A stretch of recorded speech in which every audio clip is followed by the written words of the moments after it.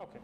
All right, well, let's try and get to some of the issues then facing the city right now. I know that there's been talk about trying to attract some new businesses downtown.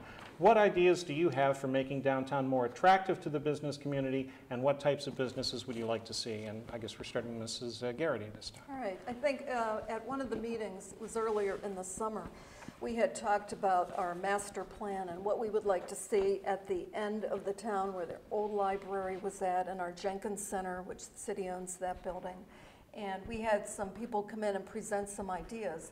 And the one idea that I could really connect with, if we look at that area there on Main Street and possibly bring in some restaurants, we have some river views, we're close to the water there, the park system, and we seem to have had really good luck with some new restaurants coming into town. So I'm really hoping that we can capture maybe that Vermilion feel where there's restaurants on the water and just get people to come and walk about. We have the junction with some of those remodeled buildings from the 1800s and antique shops and quaint little shops. And for example, this past weekend they had Vintage Marketplace, and there was a crowd larger than anyone had anticipated. In fact, we were at a loss for parking. And what was nice, we had put some tables, wrought iron tables and chairs out at Mill River Plaza. And Monday morning, I was out bright and early at Mill River Plaza, and two business owners came up to me and said, "Oh my gosh, we had so many people here that now, we're concerned about parking." And so we realized that as we bring people in, we do have to come up with some creative ideas for parking to accommodate. Okay. Mr. Miller, ideas for attracting new businesses downtown? I would agree. Restaurants are really the area that I would like to see take a hold. And I think what we have in Olmsted Falls, specifically in Grand Pacific Junction, is a hidden gem. A lot of people within the area don't realize that. We probably have the best French restaurant in the entire Northeast Ohio region. I won't try to pronounce it because I definitely can't.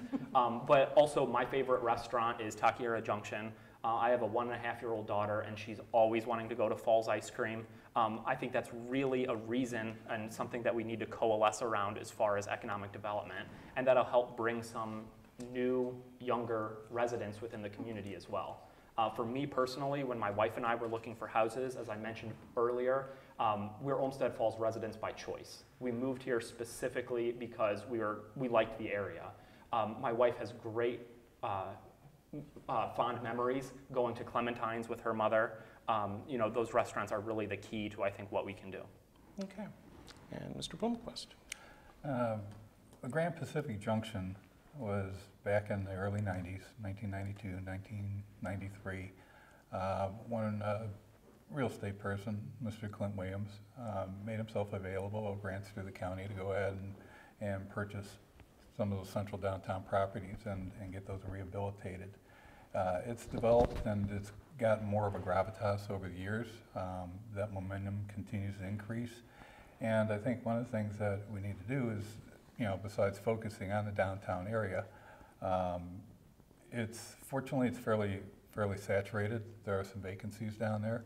A lot of it's the sole proprietorships, the mom and pop operations that are in those shops. And that's really an economic engine of the city. However, we can't overlook the rest of our opportunities. One of the things that I'd hoped would have continued is when I was on council in 1992-93, we got a community development block grant, and we had done the brick streets out there, and we were able to put public dollars in to enhance the private investment. We were able to set aside and do part of a parking lot there to help with those businesses get off the ground and sustain them. I think we need to do that in our last investment target area, our last ITA, which is south of the underpass on Columbia Road. I would have liked to have got community development block grants to do the same thing down there, the streetscape lighting and the brick sidewalks and such, because that's also zone commercial. And most of our features in the Joint Economic Development District. Okay. And Mr. Lynn. It's funny that gets mentioned because in 16, 17 months we've secured $1.8 million in grant funds. That's exactly what Mayor Bloomquist secured in 11 years, and we've done that in 18 months, $1.8 million in grants.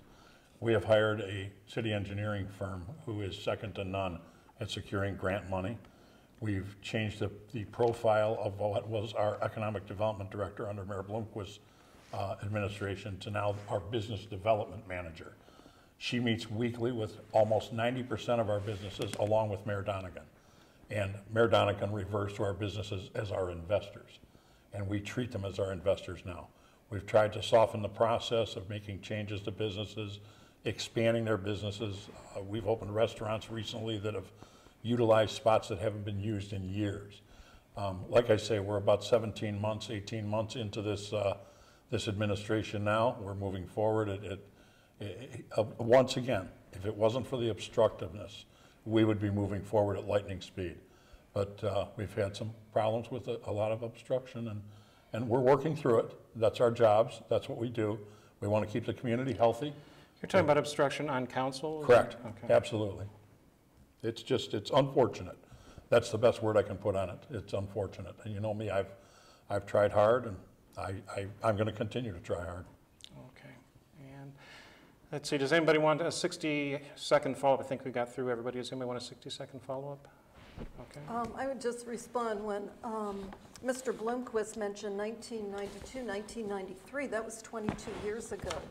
And I think he would be very hard-pressed to mention anything related to economic development in just the past 10 years, because he's citing things that I think are rather old and historic. Okay. Well, let's... I'll take a 1-minute follow-up, Mr. Geiselman. Oh, all right. We recently as August 10th, were notified by Northeast Ohio Regional Sewer District. What we did is we took our water lines, which were the city's responsibility. We turned those water lines over to Cleveland Water Department and Northeast Ohio Regional Sewer. We're faced with about anywhere from $2.5 to $5 million of repairs on water lines, some which are 100 years old. This was a frugal move to do this. We just got notified that on Sprague Road, at the far southeastern end of town, that at no cost to us, Northeast Ohio Regional Sewer and Cleveland Water are going to start replacing lines. And I'm telling you, we have, I think, roughly 4 miles of lines that are over 100 years old. All of these would have been assessed to the taxpayers had we not given the control of these water lines to the city of Cleveland. It was a highly debated subject, but here's the first payoff in it, that they're going to bear the cost of replacing these lines. Thank you. Okay. Mr. Geisler, Yes, if I may, again to the citation, again, I don't want to keep fighting the last war or whatever, but again, we had over $20 million of capital improvements done in the city while 14 years I was mayor. I can easily just think of one grant off the top of my head where they secured $2.5 million for the Phase 3 sewer projects and offset those costs to residents replacing home treatment systems. When Mr. Lynn refers to grants, again, they're very proud of dispersing this type of information to the public. You know, $1 million from the Turnpike Mitigation Program. That's well and good, but again, that grant was applied for in November and December 2013 when I was mayor. They awarded this year. They're free to take the credit. I'm not one that's always about credit, and I haven't mentioned that extensively. But to go ahead and say that, you know, we're doing county road projects worth $50,000 or county road improvements at $250,000, I pay county taxes too that go into that. So these are not grants that they've sought. These are grants that others have gotten, have come their way, and they like to express as their own handiwork.